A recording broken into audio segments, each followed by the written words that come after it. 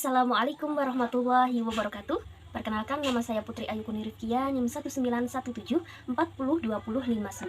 Di sini saya akan sedikit memaparkan materi tentang evaluasi pendidikan Islam. Melanjutkan dari materi yang sebelumnya, di sini saya akan menjelaskan tentang fungsi dan juga tujuan dari evaluasi pendidikan Islam.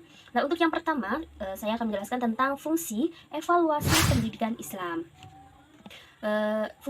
Fungsi evaluasi pendidikan Islam diantaranya itu sebagai berikut ya. Yang pertama yaitu al-islah, yang berarti perbaikan.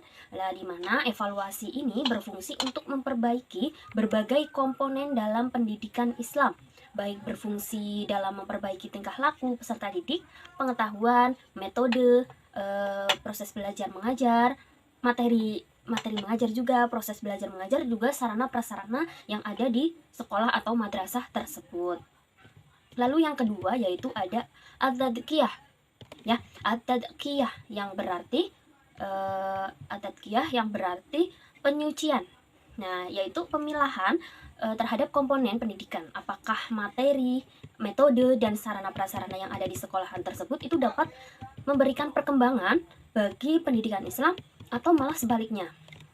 Ya, untuk yang ketiga yaitu ada at-tajdid, yang berarti pembaharuan. Ya, pembaharuan atau modernisasi terhadap segala sesuatu, baik kegiatan, proses belajar mengajar, metode, materi, dan lainnya itu sesuai atau tidak dalam memberikan suatu perkembangan kepada peserta didik kayak gitu. Selanjutnya ada yang keempat yaitu ada at-tadkhil, ya, at-tadkhil yang berarti pemasukan, yaitu masukan dari pendidik itu kepada orang tua, yaitu berupa laporan bagi orang tua peserta didik sehingga dapat dijadikan sebagai acuan atau gambaran, ya, sebagai gambaran perkembangan dan kekurangan anak didiknya atau peserta didik tersebut. Biasanya itu berupa rapot, uji ijazah maupun piagam penghargaan. Nah, dapat disimpulkan bahwa evaluasi itu mempunyai fungsi yang sangat luas, ya, fungsi yang sangat luas yang mencakup segala sisi, baik dari sisi peserta didik maupun dari pendidiknya.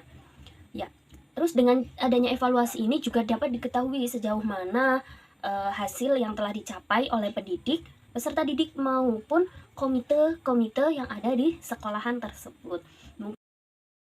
Selanjutnya yaitu tujuan evaluasi pendidikan Islam. Dalam pendidikan Islam, evaluasi itu ditekankan pada penguasaan sikap, keterampilan, ya, sikap, keterampilan, dan pengetahuan pemahaman yang berorientasi pada pencapaian al-ihsan al-kamil. Dan menurut Abu Dinata, evaluasi bertujuan mengevaluasi pendidik, materi pendidikan, dan proses penyampaian materi pelajarannya kayak gitu. Menurut Abdul Mujib dan kawan-kawan, tujuan evaluasi itu juga dibagi menjadi 3, ya. Ada 3 menurut Abdul Mujib. Yang pertama yaitu mengetahui kadar pemahaman peserta didik terhadap materi pelajaran, lalu melatih keberanian dan mengajak untuk mengingat kembali materi yang sudah pernah dibahas atau murojaah, ya, dan mengetahui tingkat perubahan perilaku peserta didik. Untuk yang kedua yaitu mengetahui siapa di antara peserta didik yang cerdas dan yang lemah, ya. Jadi nantinya ke depannya seorang pendidik itu dapat memberikan perlakuan khusus terhadap yang lemah.